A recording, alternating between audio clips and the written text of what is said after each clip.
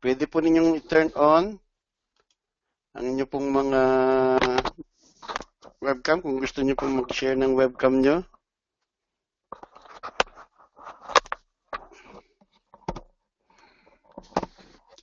May available po tayong 4 pa na spaces. Pwede po kayo mag-turn on ng webcam. Wag po kayong mahiyang pakita po yung magaganda at gwapo niyong mukha sapagkat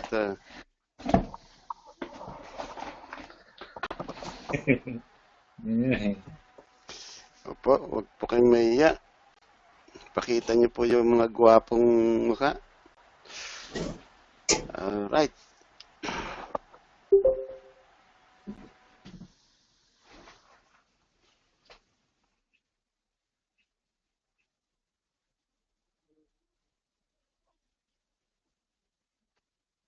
Sige po, I would like to request Kuya Tito, andyan po ba kayo?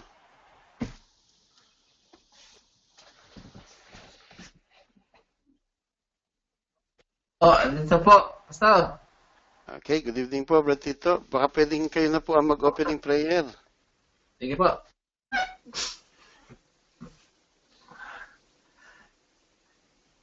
Kayo po pumikit po sa harapan po ng Panginoon. Maraming salamat, Ama, sa gabing ito. Purihin po kayo. Kayo dakila, O Diyos Lord, na karapat-dapat papasalamatan sa buong maghapon, sa buong araw, Lord, na inyo pong pinagkaloob sa amin, maging karakasan ng bawat sama. Lord, narito po kami, sama-sama muli, Panginoon, na humaharap sa inyo, Lord, na may pakumbaba, Lord, at kami humihingi, Lord, ng kapatawaran kung anong mga aming kakulangan, kahinaan, Panginoon. Lord, mga kilos at galaw man na mali sa inyong harapan, patawarin niyo kami, Ama. At Lord, malapit kami sa inyo, Lord, na may galak at saya sa gabing ito, Panginoon. At Lord, samahan niyo kami sa pag-aaral at pagbulay-bulay ninyong salita sa gabing ito, Diyos, Lord. At aming dalangin sa inyo, maging si Pastor Tony, Lord, na siyang aming tagapanguna sa gabing ito, Lord, na magbabahagi ng inyong salita, Ama. Bigyan siya ng karunungan, kaalaman, na nagmumula sa inyo, Panginoon. Lord, samahan niyo kami at ibukas niyo aming mga puso't isipan. Tulungan niyo po kami, banal na espiritu, na magkaroon kami ng liwanag, maunawaan, maintindihan ang lahat ng aming pag-aralan sa gabi ito. Salamat po, Panginoon. Purihin po kayo sa pangalan ng aming Jesus. Amen. Amen. Amen. Okay, magandang gabi po muli. Tawagan lang po natin ng pansin yung iba. Naririnig niyo po ba ako, Sister Gigi? Sister Gigi, naririnig niyo po ba ako? Kuya Victor, naririnig niyo po ba ako?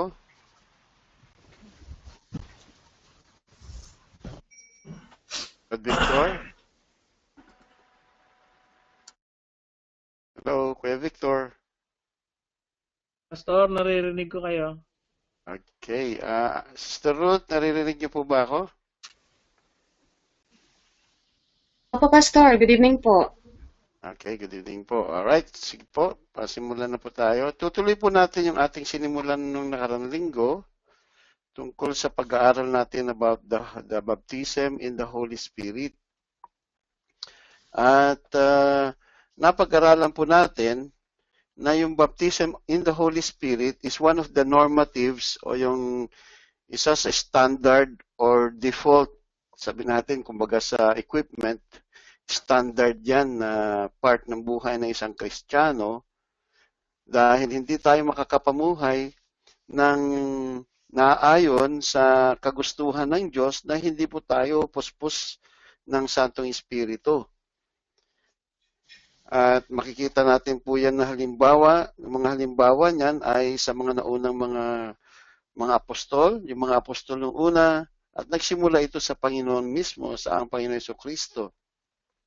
Nung siya po ay nagkatawang tao, na natutunan natin ng nakarang linggo na hindi po siya nakagawa ng mga himala, hindi po niya nalabanan o hindi po siya nagkaroon ng kapangyarihan na labanan ang dyablo kung hindi ang Santong Espiritu ay nanahan sa kanya. Hindi rin po niya ginamit yung kanyang pagka-Diyos para po sa gayon ay gumawa siya ng mahimala, kundi lahat ay bunga ng kapangyarihan ng Santong Espiritu na nananahan sa kanya o namuhay sa kanya. At napag-aralan po natin yung tinatawag na meron po tayo dito yung ating parang flowchart, mga biblical accounts of receiving the Holy Spirit. At nagsimula nga po ito sa Panginoon. Kung nakikita niyo po yung ating parang chart dito, ang Holy Spirit, sabi diyan, descended upon the Lord Jesus Christ. And when the Holy Spirit descended upon the Lord Jesus Christ, He was filled with the Holy Spirit. At gaano po ba karami yung kapuspusan na yon, no?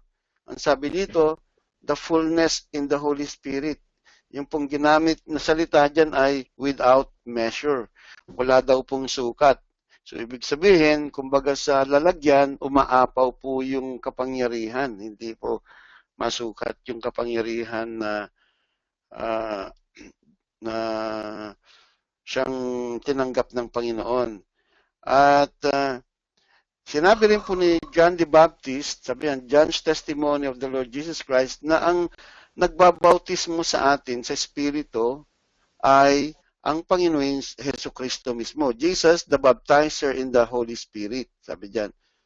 Kung babalikan natin yung mga naunang pag-aaral natin regarding the two other baptisms, yung baptism into Christ, na kung saan ang ibig sabihin nito, ikaw ay born again, yun po yung isang simpleng kahulugan nun, or ikaw ay maging mapasali sa katawan ni Kristo, ang mayroon pong kagagawan nun ay ang Santong Espiritu. Yan naman pong bautismo sa tubig, ang nagbabautismo naman sa tubig ay walang iba kundi ang mga disipulo. Ngunit ang bautismo sa Santong Espiritu ay walang iba kundi ang Panginoon Kristo na siyang baptizer in the Holy Spirit. Kaya meron tayong kantang yan na ang kanta sabi nun, baptizer, Holy Spirit baptizer, si Christ. Then, pagdating dito sa baba, Jesus' condition for receiving the Holy Spirit, para sa ganun po, yung baptism ay dumating sa mga mananampalataya, mahalaga na siya po ay umakyat sa langit. At nung pag-akyat niya sa langit, ay doon ibinigay ng Ama ang kanyang pangako. Then, kaya pagdating po dito sa susunod na araw, o yung flow natin, yung flow chart natin, nakalagay dyan, the promised Holy Spirit. The Lord called Him another comforter. So, maliban sa Panginoon Kristo na siyang comforter, ang Holy Spirit siya po ay another comforter. Ayan. And then, mamaya matutunghayan pa po natin, we will have more information about that later on po, no?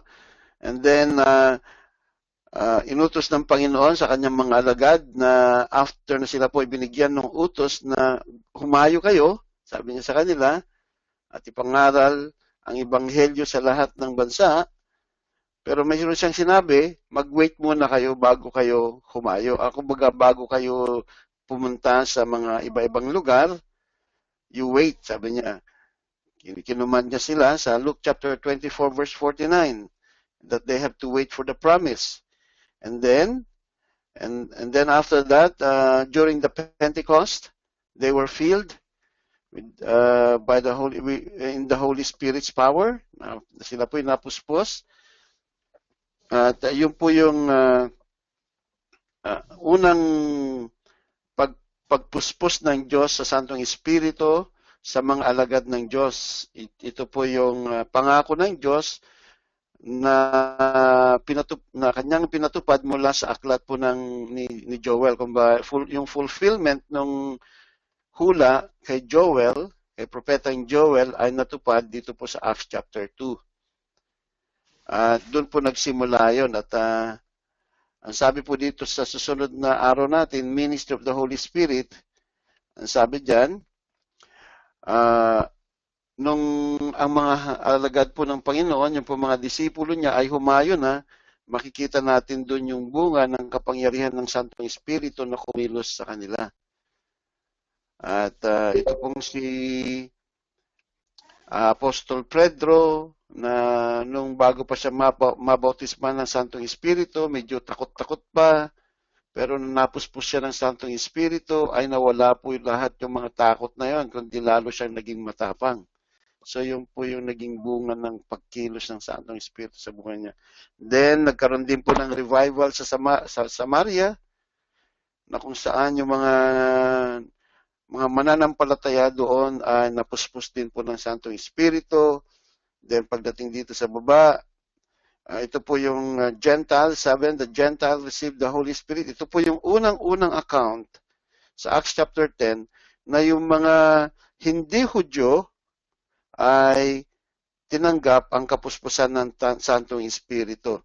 At mapapansin po ninyo, kung babasahin niyo po yung mga scriptures na nandito, bibigyan ko po kayo ng kopya nito, na po kapatid. Mababasa niyo po dito sa mga accounts na to na lahat sila ay, nung napuspos sila ng Santong Espiritu, ay nagsalita sila ng ibang wika. At kaya sila nga nagsalita ng ibang wika ay dahil ito ay kaloob sa kanila ng Santong Espiritu. At hindi lamang yun, pati po yung mga disciples ni John, sabi diyan sa Acts chapter 19, nung si Apostol Pablo po ay papuntang Ephesus, ay na-encounter niya ito pong mga disciples ni John. At doon ay nalaman niya na ito pala mga disipulo ni John, ang alam lang nilang baptism ay yung baptism ni John the Baptist. At after that ay nabautismuhan sila sa tubig. Then after that ay nabautismuhan din sila ng Santong Espiritu. At ang kaparaanan madalas na ginagamit ng Panginoon sa pagtanggap ng Santong Espiritu ay sa pamamagitan ng panalangin at pagpapatong ng kamay. Yan, mababasa po ninyo yan sa mga accounts na to. Then, dito po sa susunod, which is the last part, the New Testament Church, it is normative for a believer to receive the Holy Spirit. Ayan.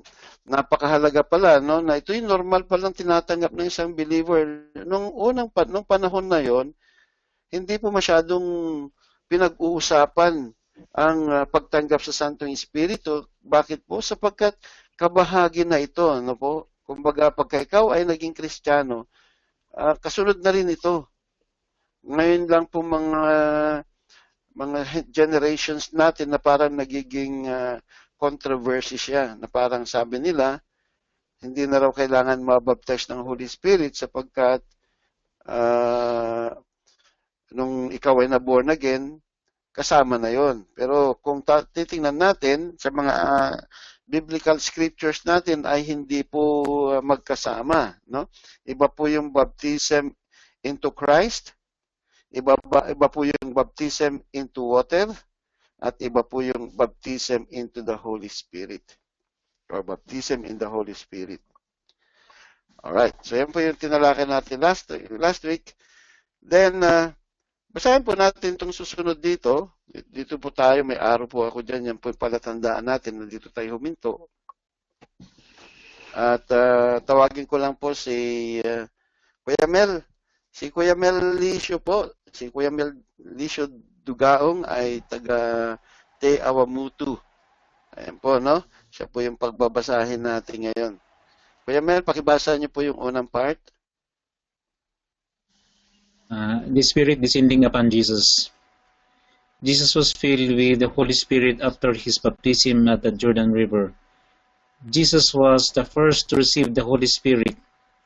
Matthew chapter 3, verse 16. And after being baptized, Jesus went up immediately from the water, and behold, the heavens were opened, and he saw the Spirit of God descending as a dove and coming upon him. The Spirit of... Sige po, hanggang doon muna po kuya, no? Yan po ang isa sa mga accounts. Tingnan po muna natin yung title natin sa taas, no? Sabi niya kasi, Biblical Accounts of Receiving the Holy Spirit. So, ang sinasabi dito, ang the Spirit descending upon Jesus. So si Kristo po ang kauna-unahang tumanggap ng baptism or the filling of the Holy Spirit right after he was baptized doon sa Jordan River. At yung pong tinanggap niya na kapangyarihan ng Santong Espiritu ay walang sukat, ang sabi doon. Ang sabi po ng John chapter 1. At makikita po natin dito, sabi niya, and after being baptized, Jesus went up immediately from the water, and behold, the heavens were opened. And he saw, sino po yung he? John the Baptist. Nakita niya yung pagbaba ng Santong Espiritu sa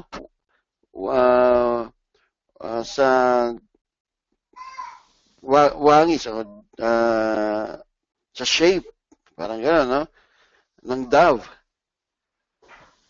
coming upon him, sabi po dito, no? At mapapansin po ninyo, mga kapatid, that the Holy Spirit comes in different manifestations. In the Old Testament, he manifested as the cloud of glory. In the during the baptism of the apostles, he came as fire, tongues of fire. So there are different manifestations of the Holy Spirit. Ano po?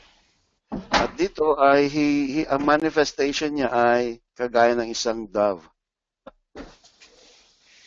Okay, Kuya Mel, pakidugtong po ninyo.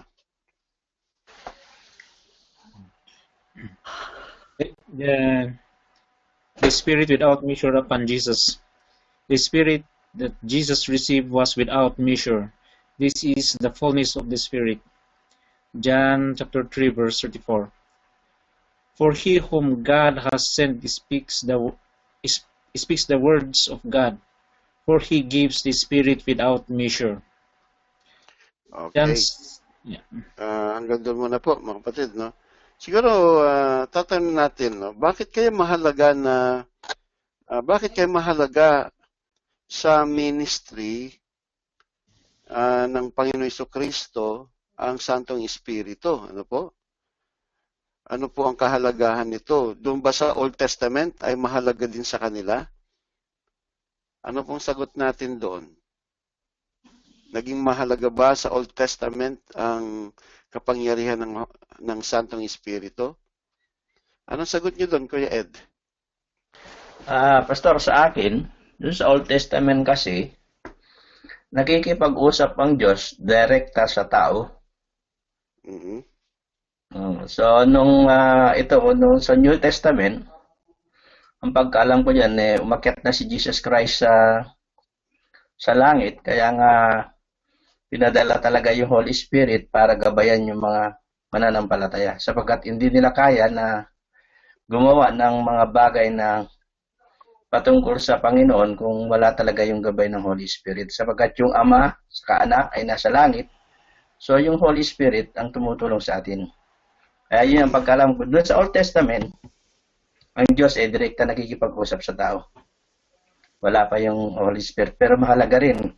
Kasi kung titignan natin yung buhay ni David, mula nung pinatungan ng kamay, inanoid ni Prophet Samuel, doon nag-umpisa yung buhay niya na talagang ginamit ng Diyos. Yan lang po. Okay, praise God. Salamat po, Kuya Ed. Tingnan po natin basahin natin yung isang yung attached scripture natin dito. Halimbawa lang po to para makita natin ang ilang mga passages sa Bible, sa Old Testament, na kung saan napakahalaga ang Santong Espiritu. Kagaya po nung panahon ni Joshua at saka po ni Moses. Ang sabi po dito, basahin ko lang po mga kapatid. And the Lord said unto Moses, Take thee Joshua the son of Nun, a man in whom is the Spirit, and lay thy hand upon him, and set him before Eleazar the priest and before all the congregation, and give him a charge in their sight. And thou shalt put some of thine honor upon him, that all the congregation of the children of Israel may be obedient. Now, laktawan po natin, Punta tayo sa verse 23. At ang sabi po dito, and he laid his hands upon him and gave him a charge as the Lord commanded by the hand of Moses. So, most probably, yung pong pag-transmit ng power, yung transmit ng authority, at yung transmission ng Holy Spirit ay nagmula kay Moses patungo kay Joshua. At napakahalaga ito sapagkat hindi magagampanan ni Joshua yung pong tungkulin niya para i-lead niya yung Israel into the promised land without the power and the guidance and the wisdom, lahat na po ng Santong Espiritu. Ang kaibahan po sa Old Testament, very limited yung operation ng Holy Spirit. This doesn't mean to say na hindi makapangyarihan ng Holy Spirit. Pero yun po yung makikita natin na operation ng Holy Spirit doon sa Old Testament. At dito sa 2 Kings, ito po makikita pa natin, si Elijah at saka si Elisha.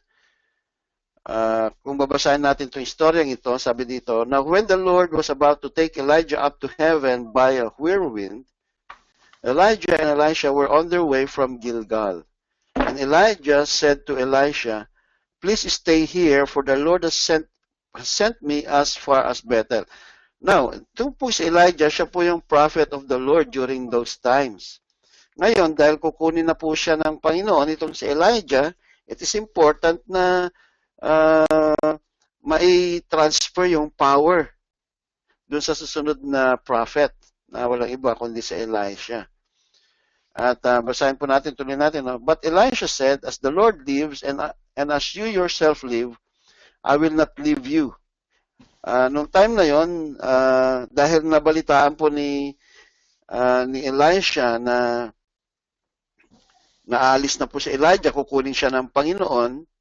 Of course, mga prophets po ito, so they know what the Lord is telling them. At ang sabi po dito, ayaw niyang iwanan si Elijah. Ayaw niyang humiwalay. So mapapansin ninyo, nung papunta po si Elijah doon sa Gilgal, sabi po ni Elijah sa kanya, maiwan ka muna dito. Sabi niya kay Elisha. Tapos sabi po ni Elisha sa kanya, as the Lord lives, and as you yourself live, I will not leave you. Sabi niya. So they went down to Bethel. And the sons of the prophets who were in Bethel came out to Elisha and said to him, Do you know that today the Lord will take away your master from over you? Ayan, no? Then he said, yes, I know it. Sabi po ni Elisha. Keep quiet. Sabi niya sa kanila. Elijah said to him, Elisha, please stay here, for the Lord has sent me to Jericho. Huwag ka nang sumama. Parang ganun ibig sabihin. But he said, as the Lord lives and as you yourself live, I will not leave you. Yeah, so, kung titingnan niyo po, no, napakahalaga para kay Elisha ang kapangyarihan ng Santong Espiritu. No? Ang gusto nga niya dito, nasa heart po ni Elisha is to have more power. Kumbaga yung power na gusto niya mangyari is madoble pa. So kung tutuloy natin yung storya, sabi dito, I will not leave you. So they came to Jericho. The sons of the prophets who were at Jericho drew near to Elisha and said to him, do you know that today the Lord will take away your master from over you?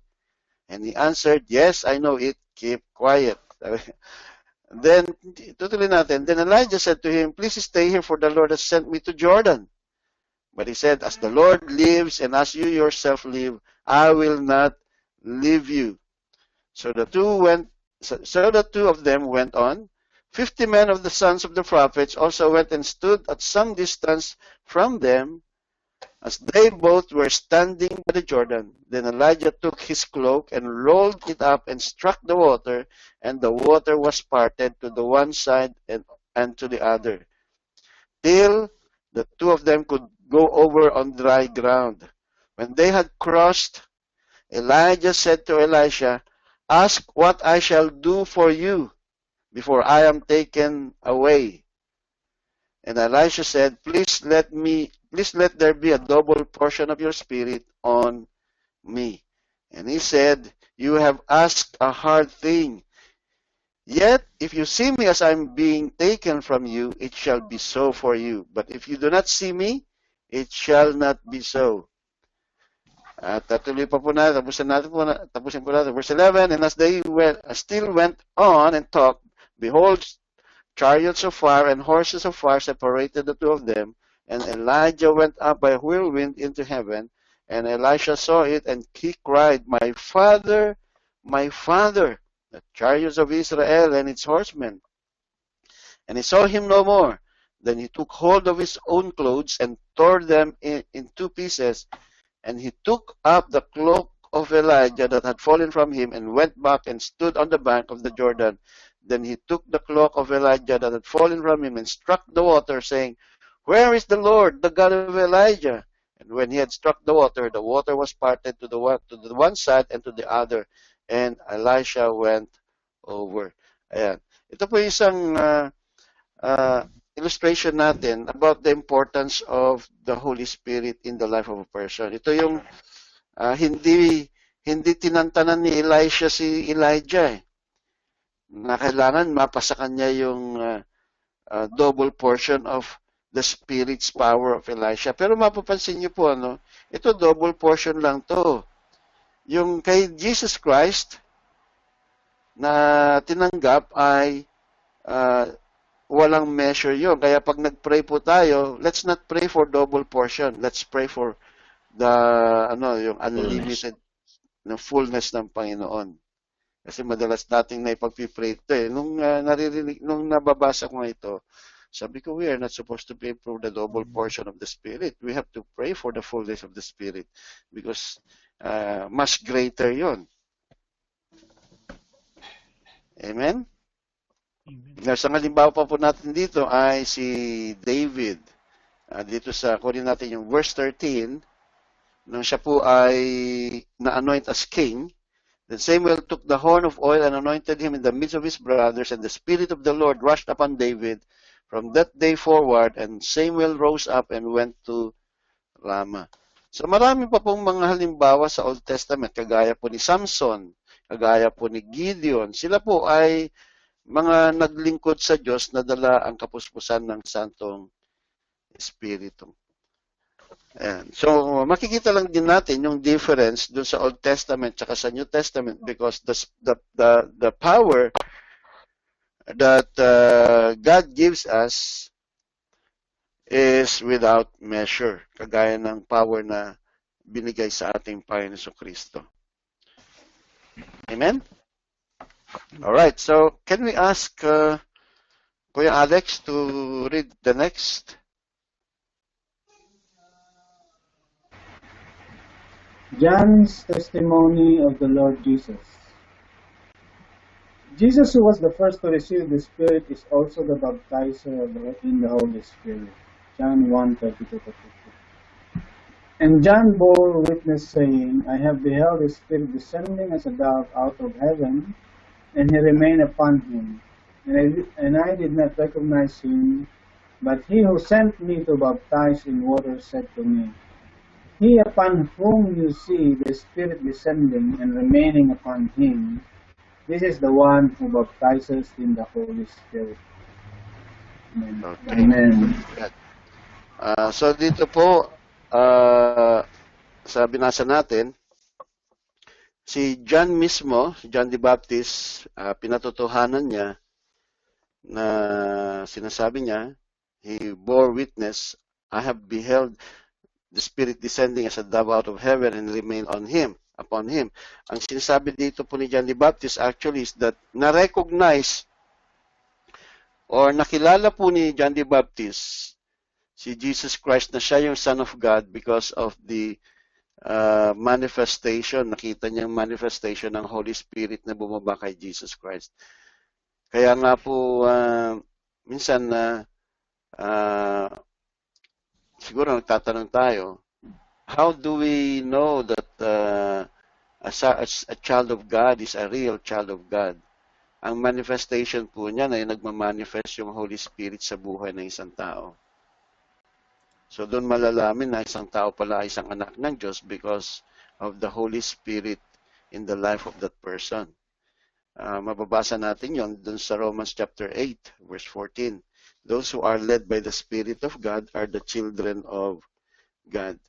At sabi nga niya dito, and I did not recognize him, but he who sent me to baptize in water said to me, he upon whom you see the Spirit descending and remaining upon him, this is the one who baptizes in the Holy Spirit.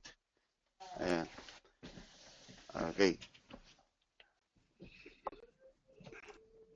Now, let's go, let's continue po. Brad William, pakibasa po yung susunod.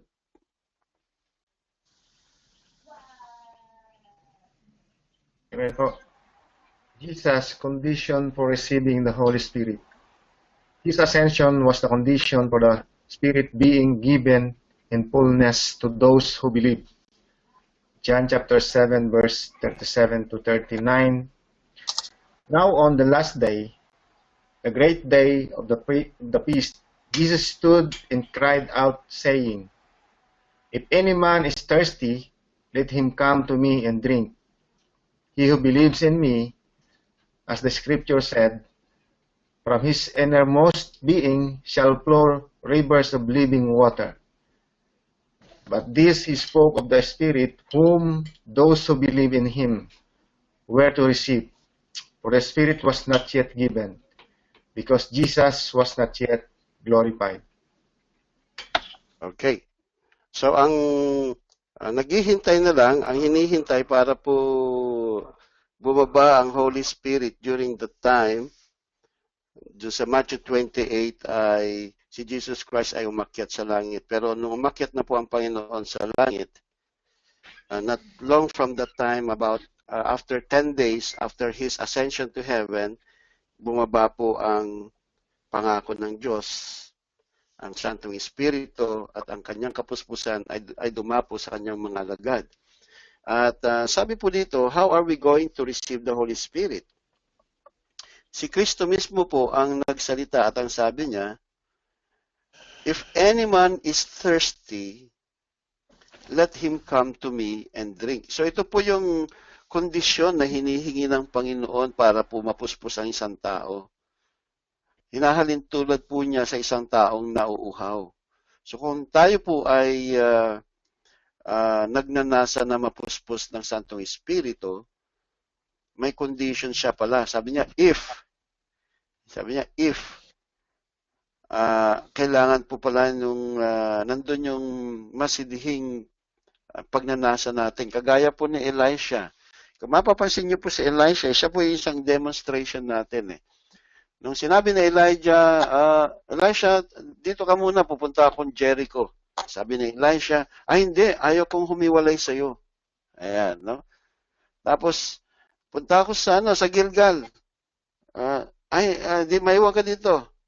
Tapos sabi po ni Elisha ulit, hindi, ayaw ko. Gusto kong nakabuntot ako sa iyo.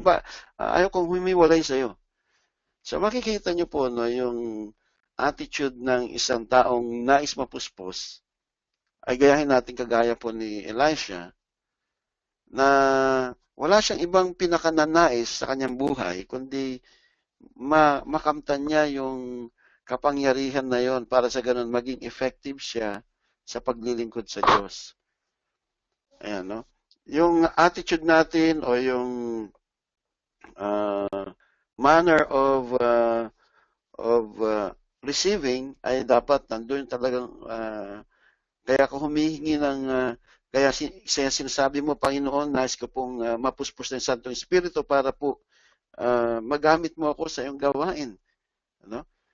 Dapat po pala ganun yung ating attitude. Naalala ko po nung panahon namin, nung nasa Riyadh po ako, kami po na-involve sa pagre-reach out at na-involve kami sa isang pag-evangelize sa mga kababayan natin. Noong time na yun, hindi pa po ako nababaptize in the Holy Spirit dahil hindi ko naman po alam kung ano po yung baptism in the Holy Spirit. Basta sabak na lang kami ng sabak, makahayo kami, pero nabaptize na ako sa tubig noong panahon na yon. Tapos, yun nga, na-encounter namin yung mga Pilipino, ang sinisigaw nilang Diyos ay Oja, tapos talagang makikita mo yung manifestation ng demonic activity sa buhay nila.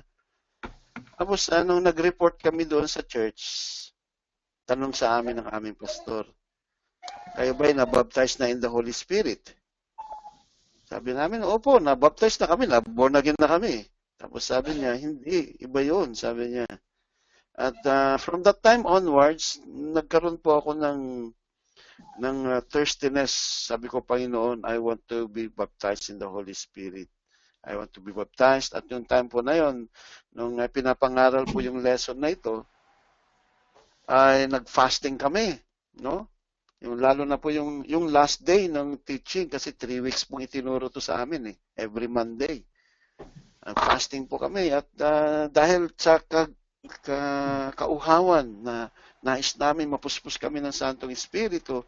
So after that, during that night, yung buong kwarto ay talaga namang lahat naririnig ko na nagsasalita na ng ibang wika after na mag-pray si Pastor Mar. So, yun yung nakita kong epekto pala noon pagka ikaw ay nauhaw sa Panginoon. No? Sabi niya, if any man is thirsty, let him come to me and drink. Sabi niya. So, he who believes in me, actually, ang ibig sabihin yung thirsty is, of course, it is a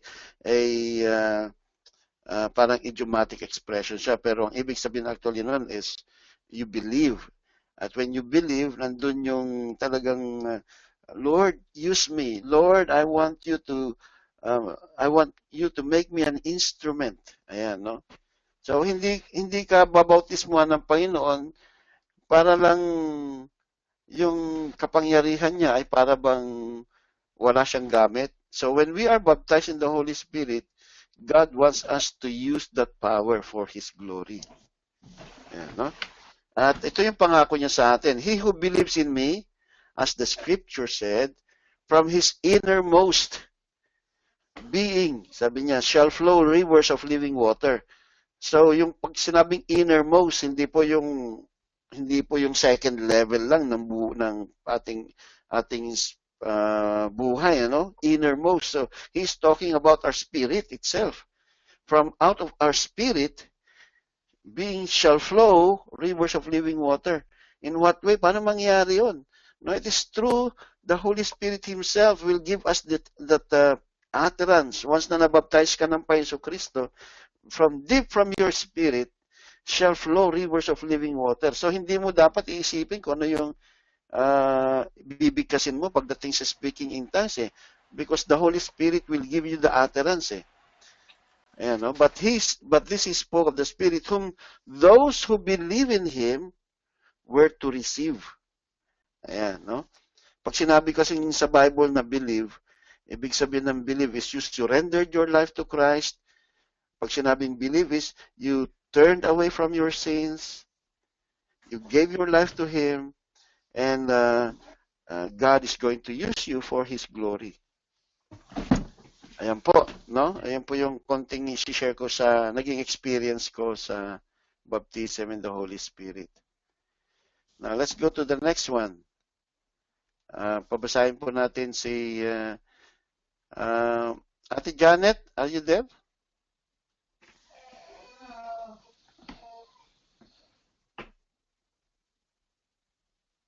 Hello? Ate Janet?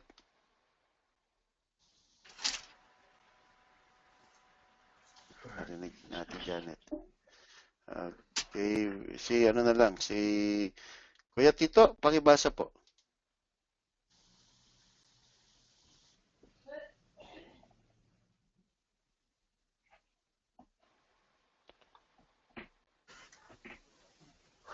The promise of Holy Spirit. The one called by the Lord as another comforter is the promise of the Holy Spirit.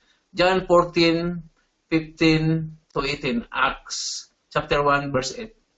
But you shall receive power when the Holy Spirit has come upon you, and you shall be my witnesses, both in Jerusalem and in all Judea and Samaria, and even to the remotest part of the earth. The command to wait. The Lord instructed them to wait in Jerusalem for the promise of the Father. Luke 24, verse 49. And behold, I am sending forth the promise of my Father upon you, but you are to stay in the city until you are clothed with power from on high. Okay, praise God. So ang Holy Spirit po ay pinangako ng Diyos at hindi po tayo iniwan ng Panginoon na mananampalataya na wala po tayong, kumbaga, wala tayong kapangyarihan. Kumbaga sa sundalo ay hindi tayo basta iniwan na lang na wala tayong reserba na bala, power. Ayan. So ang binigay sa atin ng Panginoon Kristo ay ang Holy Spirit at siya po yung tinatawag na another comforter. At ang sabi po dito ng Panginoon Kristo na pagka dumating sa atin ang Holy Spirit baptism, you receive power. Sabi niya, but you shall receive power. Ano po ba yung power ulit? Last week na pinag-usapan natin, ang ibig sabihin nito sa Greek word ay dunamis. Ayan, dunamis. Or yung doon nanggagaling yung word na dinamo o dinamita. Ayan. So in other words, it is very powerful. When, sabi yan, the Holy Spirit has come upon you. The purpose for this is for them to become effective witnesses. Kaya nga sabi dyan, and you shall be my witnesses, both in Jerusalem and in all Judea and Samaria and even to the uttermost, remotest part of the earth.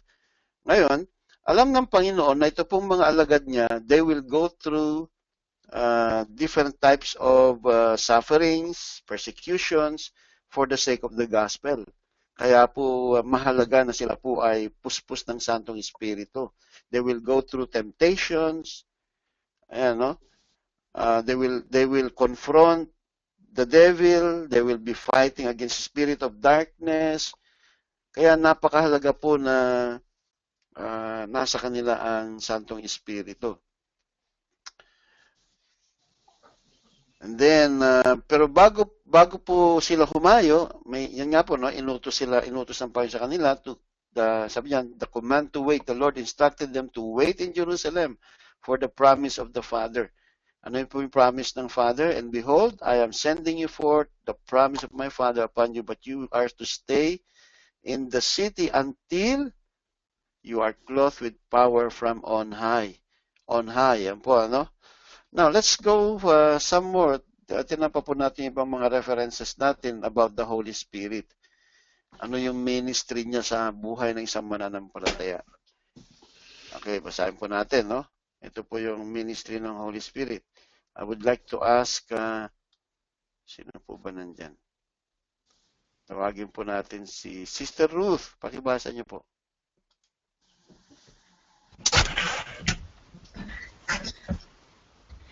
In John chapter 14, verses 15 to 18, if you love me, keep my commandments, and I will pray the Father, and he shall give you another comforter, that he may abide with you forever, even the Spirit of truth, whom the world cannot receive, because it seeth him not, neither knoweth him, but ye know him, for he dwelleth with you, and shall be in you. I will not leave you comfortless, I will come to you. Yan po. Tuloy-tuloy mo po lang, sis. In John chapter 14, verses 25 to 26, these things have I spoken unto you, present with you. But the Comforter, which is the Holy Ghost, whom the Father will send in my name, he shall teach you all things, and bring all things to your remembrance, whatsoever I have said unto you. John chapter 15, 26 to 27, but when the Comforter is come, whom I will send unto you from the Father, even the Spirit of truth, which proceeded from the Father, he shall testify of me, and ye also shall bear witness, because ye have been with me from the beginning. John chapter 16, verses 7 to 15, nevertheless I tell you the truth, it is expedient for you that I go away. For if I go not away, the Comforter will not come unto you. But if I depart, I will send him unto you. And when he is come, he will reprove the world of sin, and of righteousness, and of judgment. Of sin, because they believe not on me. Of righteousness, because I go to my Father, and ye see more no more. Of judgment, because the prince of the world is judged. I have yet many things to say unto you, but ye cannot bear them now. Howbeit when he, the Spirit of truth, is come, he will guide you into all truth. For he shall not speak of himself, but whatsoever he shall hear, that shall he speak, and he will shew you things to come. He shall glorify me, for he shall receive of mine, and shall shew it unto you. All things that the Father had are mine, therefore said I, that he shall take of mine, and shall shew it unto you. Amen. Praise God. Thank you po, Sister Ruth. So dito sa mga naunang binasa po natin, ang ministry po ng Holy Spirit, sabi po dito, He may abide with you forever. Ayan. Kaya po hindi tayo nag-iisa bilang Kristiyano, ano po? Lalo na pag tayo po ay dumadaan sa pagsubok, kasama po natin ang Holy Spirit. At ang tawag sa Kanya ay the Spirit of Truth. Whom the world cannot receive because it seeth him not, neither knoweth him, but you know him, for he dwelleth with you, and shall be in you. Ang ganda ng mga pangakong ito ng Panginoon, no? At bagamat aalis ang Panginoon, sabi niya, I will not leave you comfortless, I will come to you. So the presence of the Holy Spirit in our lives is also the presence of the Lord Jesus Christ sa buhay natin. Then, ano pa po ang ministry ng Holy Spirit? Hindi lang siya magdidwell sa atin, hindi lang natin siya kasama. Sabi niya, but the Comforter, which is the Holy Ghost, whom the Father will send in my name, He shall teach you all things, and shall bring all things to your remembrance, whatsoever I have said unto you. Kaya nga po, miski yung Bible, yung hawak natin, just imagine, no? Sa dinami-dami ng mga sinabi ng Panginoon, just imagine that they were able to record the things that the Lord has done, no? At how can they remember all such things unless the Holy Spirit brought to their remembrance the things that He did, no po? Kaya praise God, no? At na ang Holy Spirit ay nasa atin. He shall teach you all things, and not only that, but He will also convict us. Ang trabaho po ng Holy Spirit ay kino-convict tayo, lalo na po pagka tayo po ay lumalakad na sa kadiliman, tayo po ay namumuhay sa kasalanan, at hindi natin sinusunod yung kalooban ng Diyos. Yun po yung ginagawa ng Holy Spirit, kino-convict tayo. At hindi lamang po yun, siya po yung nag-i-intercede para sa ating mga panalangin. Ayan po, no? So napakarami po yung ministry ng Holy Spirit sa buhay natin. At ang sabi nga natin kanina, sa binasa natin dito, He is the promised Holy Spirit of the Father. Okay, so let's continue. Pakibasa po ito, Kuya Arnel.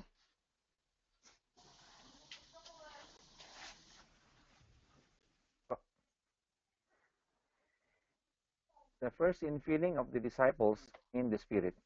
The Pentecost experience was the first infilling of the disciples in the Spirit.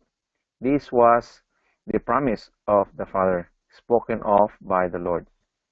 Acts chapter 2, verses 1 to 4. And when the day of Pentecost had come, they were all together in one place. And suddenly there came from heaven a noise like a violent rushing wind, and it filled the whole house where they were sitting.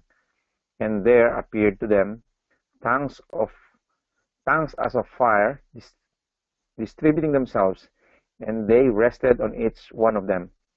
And they were all filled with the Holy Spirit, and began to speak with other tongues, as the Spirit was giving them utterance. Okay. Salamat po, Brother Arnel. So ito na po yung fulfillment ng promise ng Panginoon. So while they were waiting, after 10 days, of the Pentecost, kasi pagka sinabing Pentecost kasi 50 yun eh. So yung pang 40th day ng Panginoon, umakyat siya sa langit. Then after 10 days, the promise of the Lord came.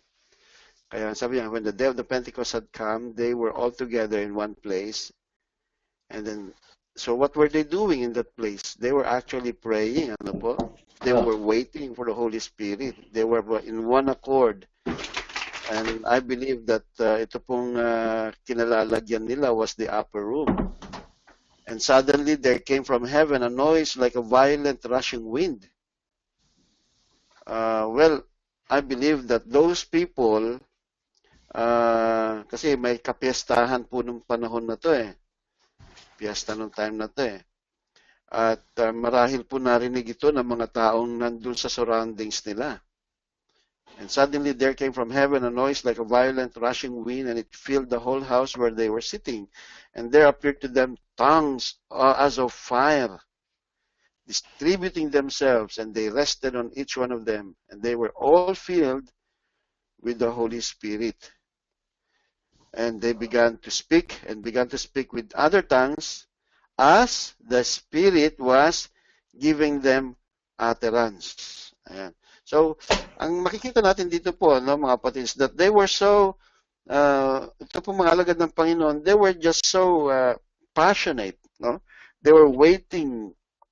I believe yung emotions nila, yung heart nila is totally focused upon the Lord, nakafocus sila. Because they had that command and commissioning of the Lord na sila po ay pupunta, sila po ay magde-disciple to all nations. So naghihintay sila. And because of their desire, no po, na mapuspos sila ng Panginoon, they were filled by the Holy Spirit. And I think, I believe in my heart na if we have the same attitude, we have the same desire na tayo po ay magpagamit sa Panginoon para sa kanyang kalooban, para tayo po ay maging patotoo sa ibang tao, maging liwanag tayo, hindi po ipagkakait ng Diyos sa atin ang kapuspusan ng Santong Espiritu sapagkat nais niya na tayo po ay maging buhay na patotoo na dala natin ang kapangyarihan niya para mag-manifest ang kapangyarihan ng Diyos sa buhay natin.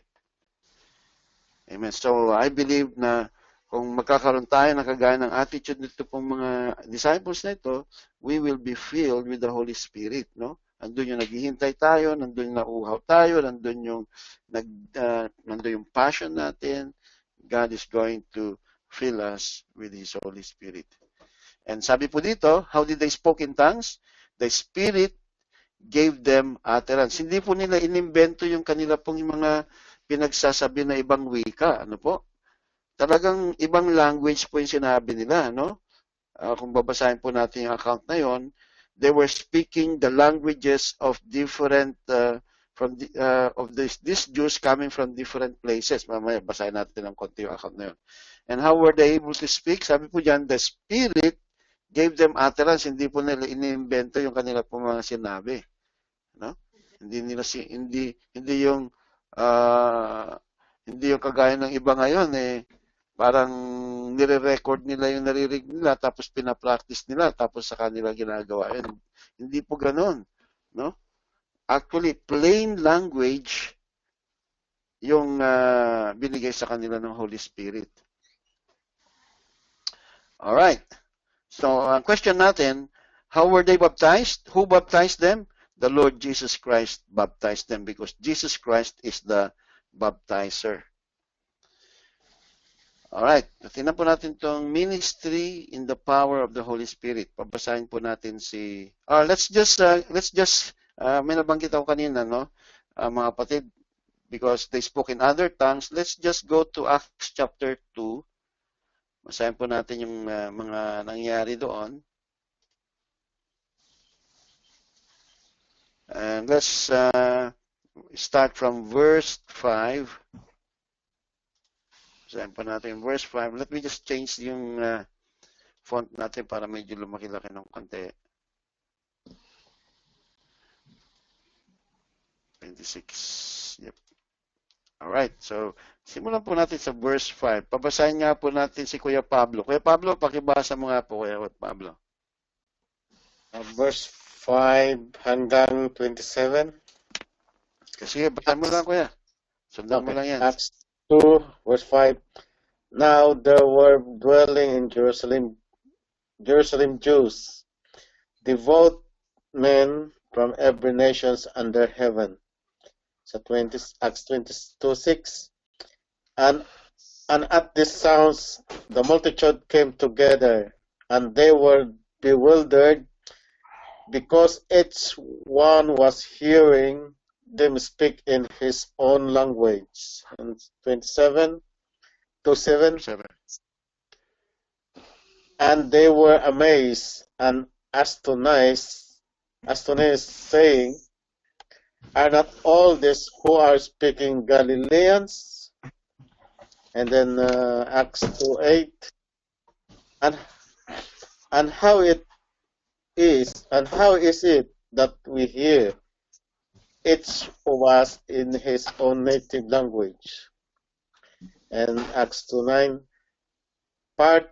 Parthians and Medes and Elamites and residents of Mesopotamia, Judea, Cappadocia, Pontus, and Asia.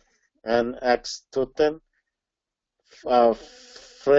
Phrygia and Pamphylia, Egypt, and the parts of Libya belonging to Cyrene, and visitors from Rome. And 2:11. Both Jews and proselytes, Cretans and Arabians, we hear them telling in our own tongues the mighty works of God. And Acts 2:12. And all were amazed and perplexed, saying to one another, what does this mean? And 13.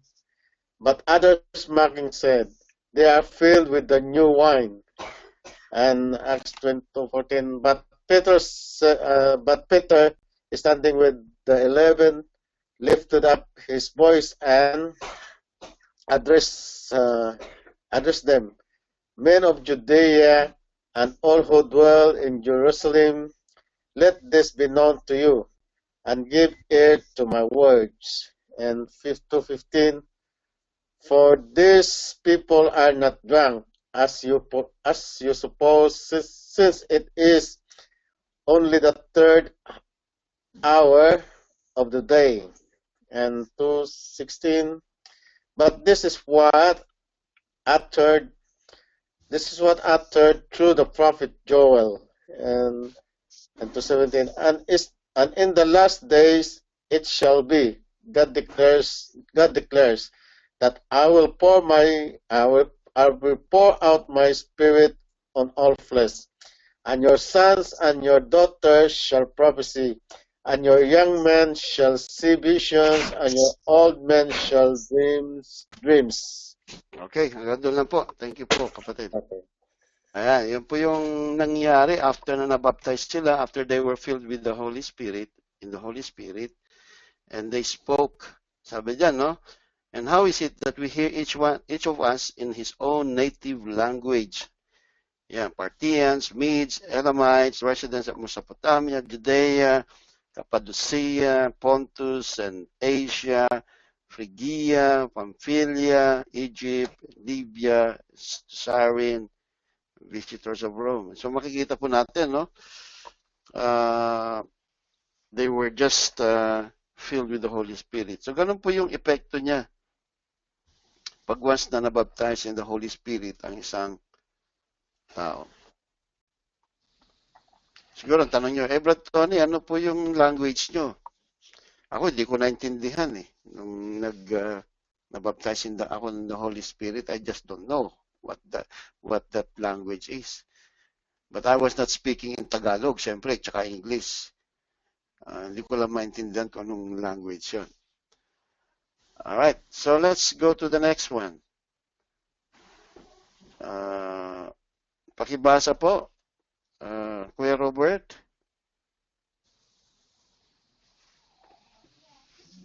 Ministry in the power of the Holy Spirit. All the works and the ministry of the apostles were done under the power of the Holy Spirit. Acts chapter 2 verse 41, chapter 4 verse 4, chapter 5 verse 14. Let us take Acts chapter 3 verse 4 to 8 as one example. And Peter along with John fixed his gaze upon him and said, "Look at us." And he began to give them his attention, expecting to receive something from them. But Peter said, "I do not possess silver and gold, but what I do have, I give to you. And in the name of Jesus Christ the Nazarene, walk." And seizing him by the right hand, and raised him up, and immediately his feet and his ankles were strengthened. And with a leap, he stood upright and began to walk. And he entered the temple and with them, walking and leaping and praising God. Amen. Thank you po, kapatid. Yan po. Isa sa mga halimbawa ng ministry in the power of the Holy Spirit. Nung panahon po ni Apostol Pedro, hindi po kailangan magpa-hospital pa ng mga tao nung panahon na yon. Dahil gumagaling na lang yung mga tao, kagaya po nito. Ito actually, lumpo. Mula pa nung pagkabata. Dagdaang ito. Pero gumaling siya, ano po? Hindi na kumikita ang hospital nung panahon na yon dahil pinapagaling na sila ng Panginoon eh. Pero makikita natin yung pagkilos ng Santong Espiritu. So yung lahat po ng mga himala na ginagawa po ng mga apostol nung panahon na yon ay lahat ay mula sa kapangyarihan ng Santong Espiritu. If you read the book of Acts, every chapter you will find miracles. Miracles upon miracles, wonders, signs and wonders. Yung pong pagpipreach nila ng salita ng Diyos, they preach with boldness. Siguro ang tanong natin, Brad Tony, is it still possible that we can experience the power of God in our times?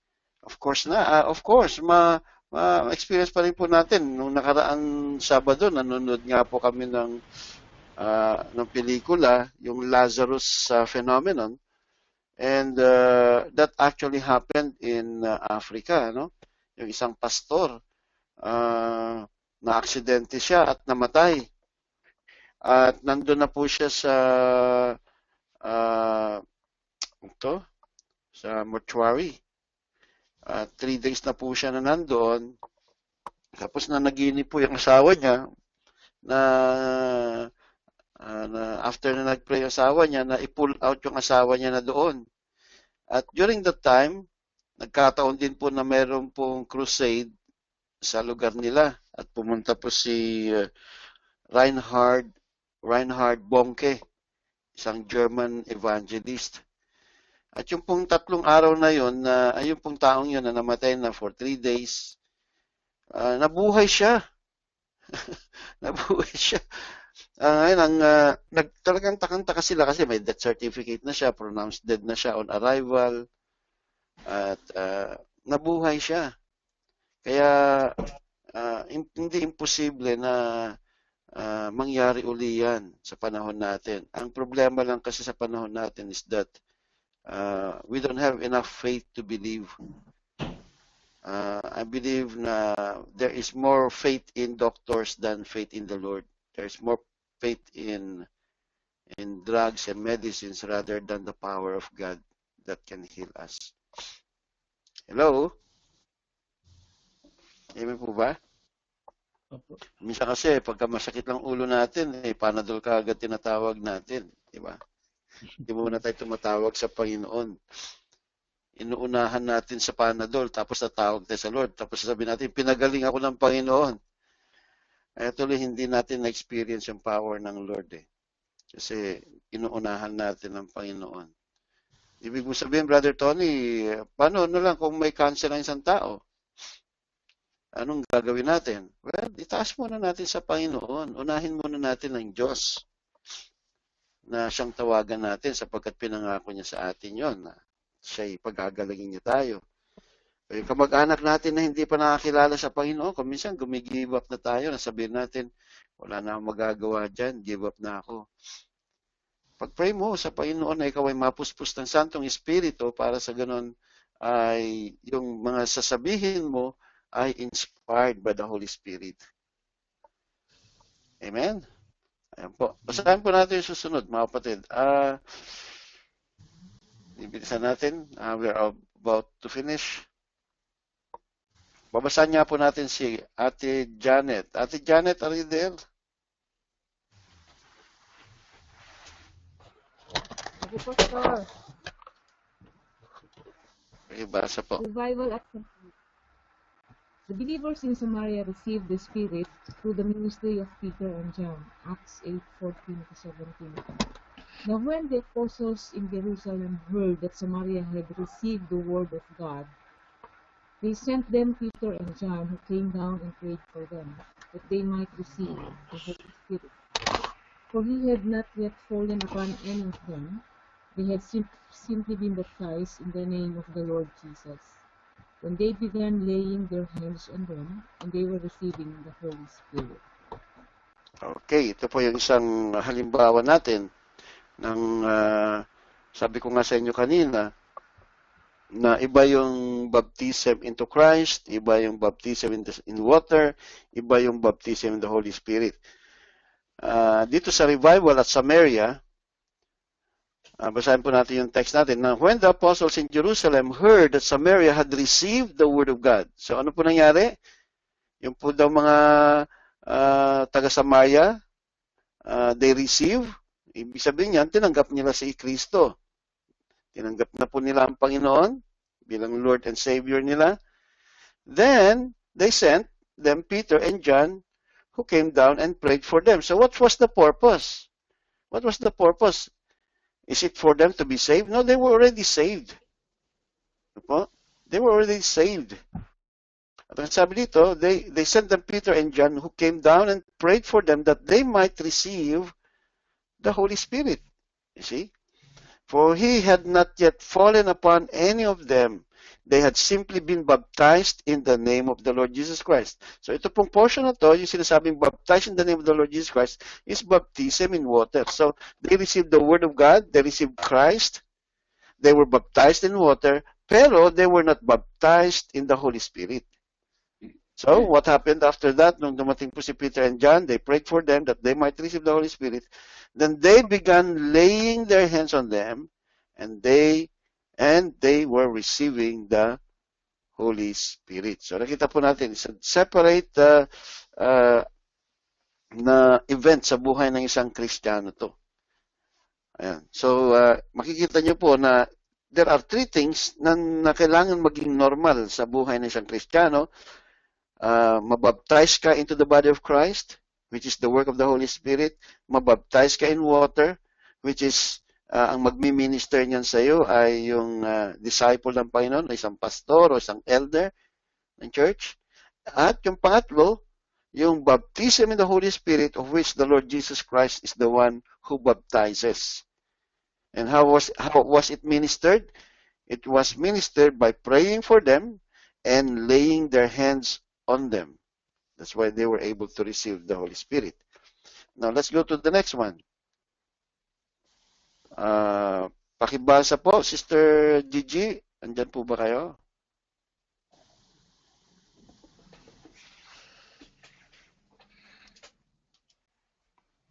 The Gentiles received the Holy Spirit. This was the first account when the Gentiles received the same Spirit that the apostles received at Pentecost. Acts 10:44-48. While Peter was still speaking these words, the Holy Spirit fell upon all those who were listening to the message. And all the circumcised believers who had come with Peter were amazed, because the gift of the Holy Spirit had been poured out upon the Gentiles also. For they were hearing them speaking with tongues and exalting God. Then Peter answered, Surely no one can refuse the water for these to be baptized to have received the Holy Spirit, just as we did, can he? And he ordered them to be baptized in the name of Jesus Christ. Then they asked him to stay on for a few days. Okay, thank you po, kapatid.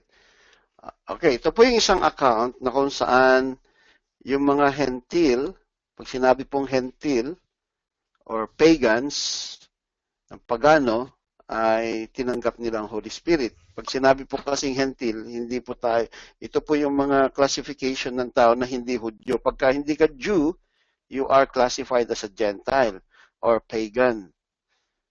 At tayo po mga Pilipino, siyempre, hindi naman tayo Hudyo. Yan. So we are considered as Gentile. At ang sabi dito na ito yung kauna-unahang account sa Bible na kung saan yung mga Gentiles tinanggap nila ang Santong Espiritu.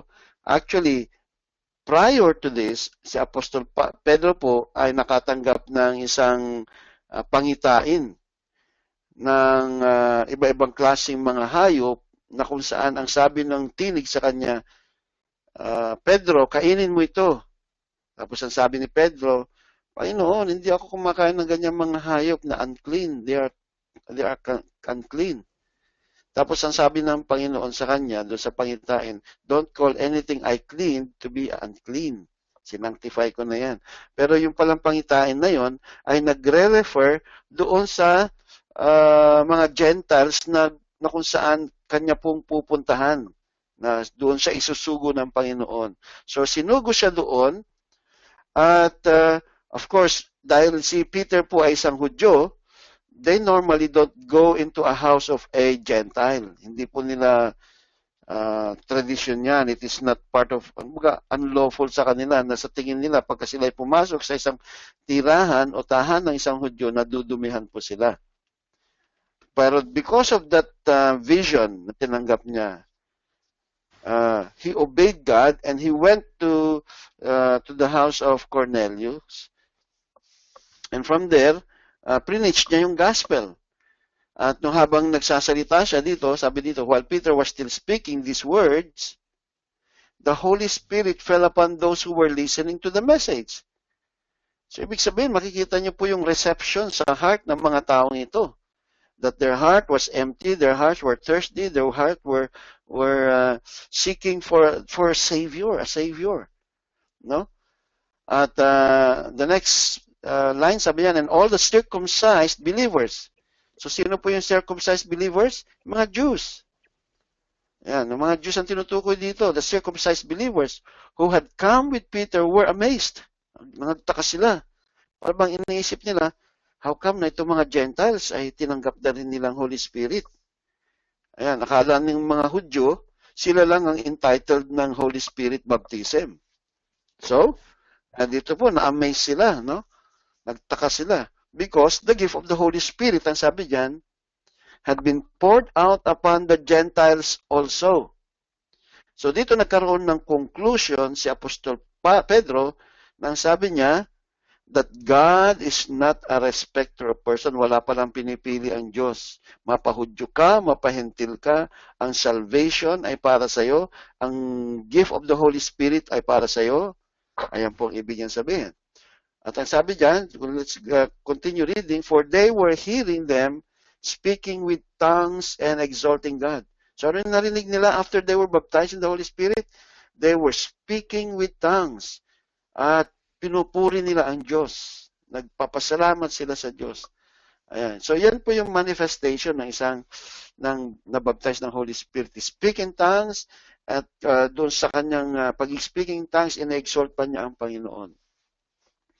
Then Peter answered, surely, sabi po dito, no one can refuse the water for this to be baptized who have received the Holy Spirit just as we did. Can he? Yan po, tanong niya doon sa kanyang mga kapwa mananampalataya.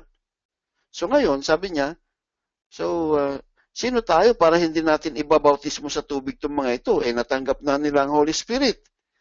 Ayan, no? So I believe the reason why the Lord baptized them in the Holy Spirit to convince Peter na ang salvation is also for the Gentiles, that the Holy Spirit is also a gift to those who believe in the Lord Jesus Christ, and that there is no reason for them not to baptize these Gentiles in water. Ayan, ito po lang yung account na kung saan nahuli yung baptism in water. So, nabaptize po sa tubig ito pong mga Gentiles na ito. At ang sabi diyan, and he ordered them to be baptized in the name of Jesus Christ. Then they asked him to stay on for a few days. All right. So let's go to the next one. Pakibasa po, Kuya Roger, andyan po kayo? Opo, Pastor. Good evening po. Opo. Good evening po to everyone. John's disciple received the Spirit. The 12 disciples of John received the Spirit through the ministry of Paul. Acts 19, verse 1 to 7. And it came about that while Apollos was at Corinth, Paul, having passed through the upper country, came to Ephesus, and found some disciples. And he said to them, Did you receive the Holy Spirit when you believed? And they said to him, No, we have not even heard whether there is a Holy Spirit. And he said, and I said to him, No, we have not even heard whether there is Holy Spirit. And he said, And to what then were you baptized? And they said, Into John's baptism. And Paul said, John baptized with the baptism of repentance, telling the people to believe in him who was coming after him, that is, in Jesus. And when they heard this, they were baptized in the name of the Lord Jesus. And when Paul had laid his hand upon them, the Holy Spirit came on them. And they began speaking with tongues and professing. And there were in all about 12 men. Okay. Ayan po. Ito po yung nabanggit ko kanina na encounter po ni Apostle Paul while he was passing through, going to Ephesus. May na-encounter siya mga disciples ni John the Baptist. And when he encountered them, he asked them, Did you receive the Holy Spirit since you believe? Tapos nagtaka sila. We don't even know. Hindi namin alam, ano ba yung Holy Spirit?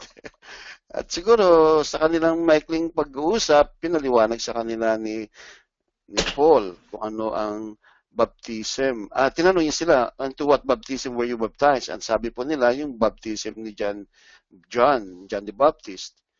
At pinaliwanag ni Apostle Paul sa kanila na yung baptism na yun ay baptism of repentance. So it has nothing to do with Christian baptism. Yun ang ibig sabihin po ni Paul sa kanila. Has nothing to do with Christian baptism. That baptism is just to tell people to believe in Him. Sabi niya, who was coming after Him, that is in Jesus. So nung maaring nagpaliwanag pa po si Apostol Pablo dito, at ang sabi dito, and when they heard this, they were baptized in the name of the Lord Jesus Christ. In the Lord Jesus. So anong klaseng baptism to? Ito yung water baptism. So they were baptized into Christ, itong mga disciples na to, pero they were not yet baptized in water. So binaptize sila ni Paul sa water. Then after that, and when Paul had laid his hands upon them, laying on of hands ulit, no? The Holy Spirit came on them. Ito na po yung baptism in the Spirit. And they began speaking with tongues and prophesying. Kanina, kay Cornelius, they were speaking in tongues and they were exalting God. So, iba-iba po yung nagiging result ng baptism. They speak in tongues, nag-exalt, tinataas nila ang pangalan ng Panginoon. Dito naman, nagpo-prophesy sila. And they were all about 12 men. Ayan, no? At one of the things that struck me here is that whenever there is a baptism in the Holy Spirit, is that they are prayed for them and laid hands on them. Ano po? Okay. Then let's go to the next one. Pakibasa po, Kuya Victor. The New Testament church. It was for the believers, then to receive the Holy Spirit. The seeming silence about his baptism is more an admission of its experience and not a proof of its absence in the church. Proof and not a proof of its absence in the church. Please see the following scriptures. Romans chapter 8 verse 26. 1 Corinthians chapter 3 verse 16. Chapter 6 verse 19. Chapter 14 verse 14 to 15. Galatians 3 verse 2. Chapter 5 verse 16 and Ephesians verse 5, chapter 8 and verse 6 and chapter 18. It was normative then, and it is normative now. Believers need to receive the fullness of the Holy Spirit to live a normal Christian life. Amen. Salamat po, Kuya Victor. So, sinasabi po dito, kung babasahin niyo po kasi yung mga epistles ni Paul, yung Romans, of course, 1 Corinthians, 2 Corinthians, Galatians, Ephesians, you will not basically see something na parang yung word na baptism or yung, wala pong nakabanggit doon kasi normal na po sa Kristiyano nung panahon na yon ang mabaptize sila in the Holy Spirit. Kaya sabi po dito sa ating binasa, it was for the believers then to receive the Holy Spirit. The seeming silence about this baptism is more an admission of its experience and not a proof of its absence in the church. Kasi po ang gustong ilahad dito ng author is that may mga nagki-claim kasi na hindi na raw kailangan magkaroon ng mabaptize ang isang tao in the Holy Spirit because that is part of parang combo. Parang ganon. Pag once na tinanggap mo si Kristo, ay kasama na lahat. Parang ganon. Pero makikita natin that these three baptisms are separate. Iba yung baptism into Christ, iba yung baptism in water, at iba yung baptism in the Holy Spirit. Although hindi natin masyadong makikita sa mga letters ni Paul. Why? Because it is a norm. Kumbaga norm na. Normal na bahagi na yan sa isang Kristiyano. Kaya nga sabi dito sa ating pong dito sa nakalagay dito sa shaded area natin, it was normative then, kumbaga noong panahon na yon ng mga apostles. So it should be also normative now sa panahon natin. Believers need to receive the fullness of the Holy Spirit to live a normal Christian life. Ayan. Siguro ang tanong natin, ano po mga kapatid, because during the early centuries, the question there is, how were the Christians able to survive those perilous times na kung saan very severe yung mga trials nila? Kagaya po ni Stephen, how was he able to survive that stoning, no? At the end, before na siya po'y binawian ng buhay, sabi pa niya, Panginoon, Father, forgive them for they don't know what they're doing. You see? How can he do that unless the Holy Spirit is with him? So, maging yung mga pinapakain sa leon nung panahon na yon, ng mga early centuries, during the early church fathers, how were they able to survive without the power of the Holy Spirit? So, ang sinasabi ko po dito is that even as today, if there's going to be a persecution that's going to happen in the next sabi natin, siguro in this future, how can we survive without the power of the Holy Spirit?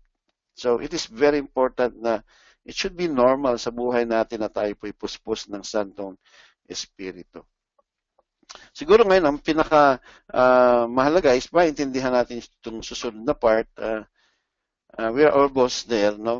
Malapit na po tayo matapos.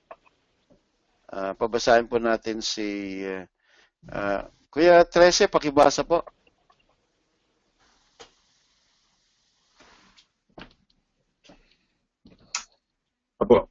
Speaking in tongues as evidence in receiving the Holy Spirit. Let us see the following accounts as they received the fullness of the Holy Spirit. First event, the Pentecostal experience in Acts 2, verse 1 to 4. Revival at Samaria, Acts 8, verse 14 to 17. Ananias prayed for Paul Acts 9, chapter 7, verse 17, and 1 Corinthians 14:18. The house of Cornelius, Acts 10, 44-48. The disciples of John, Acts 19, 1-7. The initial manifestation of this baptism was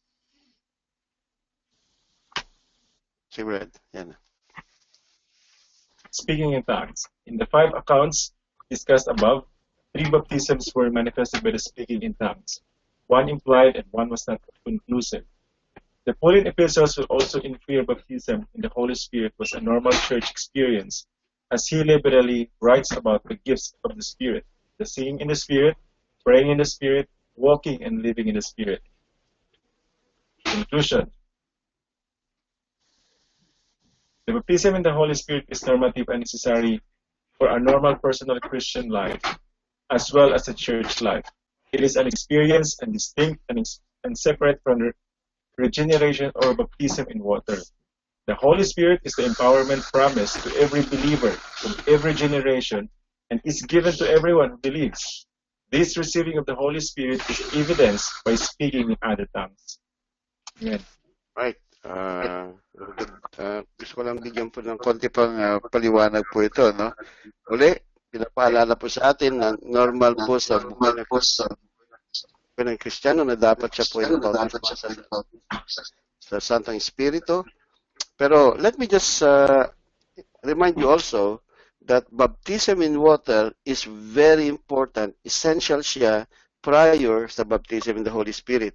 There is only one occasion na kung saan yung baptism in water was done after the baptism of the Holy Spirit. Yung panahon ni Cornelius, I believe the reason for that is because, of course, si Peter is a Jew, and they went there to preach to the Gentiles. They were not convinced na ito po mga Gentiles were supposed to be part of that gift of the Holy Spirit unless the Lord has done first na nag-move ang Panginoon doon, no? At kaya nga sabi po ng Apostol Pedro na who can prevent us from baptizing in water, these believers na ito. And so yun lang po yung instance na kung saan yung baptism in water was done later. Pero ang sinasabi ko po ngayon is that pagka tayo po ay naging Kristiyano, tumanggap na tayo kay Kristo, dapat susunod po nun ay yung baptism in water, and then after that ay baptism in the Holy Spirit. At basahin ko lang po yung nakalagay po dito, nakasulat dito. It is an experience distinct and separate from regeneration or baptism in water. So, ang sinasabi dito, kagaya na nabanggit ko kanina, that baptism in the Holy Spirit is a separate experience. The Holy Spirit is the empowerment promised to every believer of every generation. It's given to everyone who believes. And the reason why many Christians do not experience the power because they don't go out to evangelize. Kasi yun ang purpose ng Panginoon eh. Yan ang purpose ni Lord. Why He wants us to be baptized so that we can go out and testify. Ang Panginoon, we can testify to our loved ones, we can testify to our brothers, friends, na wala pa sa Panginoon. And this receiving the Holy Spirit is evidenced by speaking in other tongues. So, if you're going to ask me po, kung ano yung evidence natin na tayo na-baptize in the Holy Spirit, yan po, ang initial evidence is speaking in other tongues.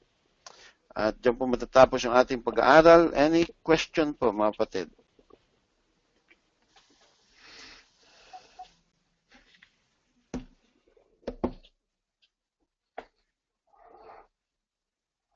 Silence means no? Meron din po akong i-share, mga kapatid, no, before we close in prayer. Right after nung nangyari po yung baptism in the Holy Spirit, sa experience ko, sa life ko, I've been, meron nangyari na minsan umuwi po ako sa Ilocos. And hindi lang ito minsan nangyari din, no? At yung pag-uwi ko po sa Ilocos, kapatid, is that there were children sick, mother sick, may isang kapitbahay namin sa Ilocos may sakit, yung anak niya may sakit. And even my grandmother was sick also. Tapos, nung nandun po kami, yung grandmother ko, hindi siya makatulog because ilang nights na yon, no? Magti 3 days na yata yun, no? Na hindi siya nakakatulog sa sama ng sikmura niya. Tapos,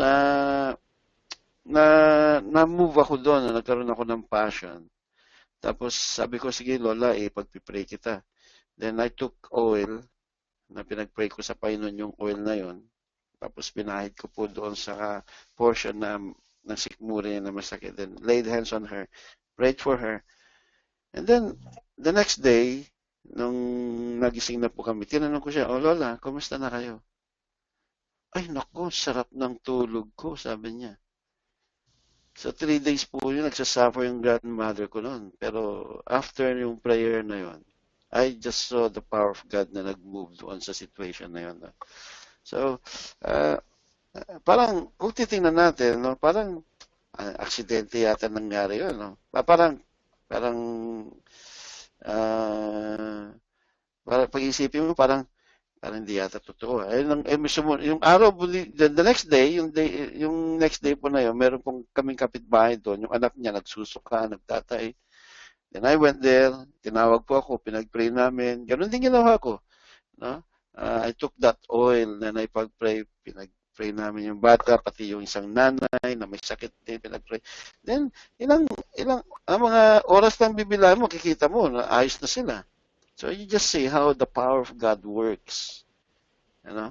Kaya, I believe that the power of the Holy Spirit is still available to us today. Kailangan lang natin maniwala. Okay, so yun po yung mga ilang patutuo natin, and there are other testimonies po na experience natin sa paglilingkod sa Panginoon. And hopefully may natutunan tayo ngayong gabi, mga kapatid. Ang gusto ko lang pong mangyari sa inyo is that you desire for it. You pray and have the thirstiness sa heart ninyo. Magkaroon kayong thirstiness. Alisin niyo po yung doubt kasi sabi po ng Panginoon that this sign shall follow them that believe. Hindi niya sinabing this sign shall follow them that doubt. This sign shall follow them that believe. So you need to believe. You need to be convinced. Ano po? So that you will experience the power of God in your life. And the Holy Spirit, that is the promise of God for us who believe. Sige po, tayo po mag-pray. Hallelujah. Panginoon, salamat po sa gabing ito, sa isang napakagandang matagumpay na gabi ng aming pag-aaral about the baptism in the Holy Spirit. We thank you, Lord, for teaching us that baptism in the Holy Spirit is a normal part of our Christian life. Lord, I pray, Panginoon, na yung pong tatlong klaseng baptism ay ma-fulfill sa buhay namin. Thank you so much, Lord God. And Lord, I believe, Father God, na yung pong hindi po namin i-reject yung pong baptism in water because this is very important to us as a pledge out of a clear conscience towards God, towards the Father, towards Jesus Christ. And also, Father, we thank you because once we obey you, Panginoon, wala kaming reservation sa puso namin, we will be baptized by Jesus Christ by His power. Lord, let us thirst, O God. And once more, Panginoon, sa gabing ito, as we close our lesson, ingatan mo po ang bawat isa, bigyan mo po kami ng kalakasan at katatagan. Sa ngalan po ng Panginoon Jesucristo, ito pong aming dalangin. Amen. Amen. Salamat po, mga kapatid. And see you. Bukas. Salamat. Good evening. Good night.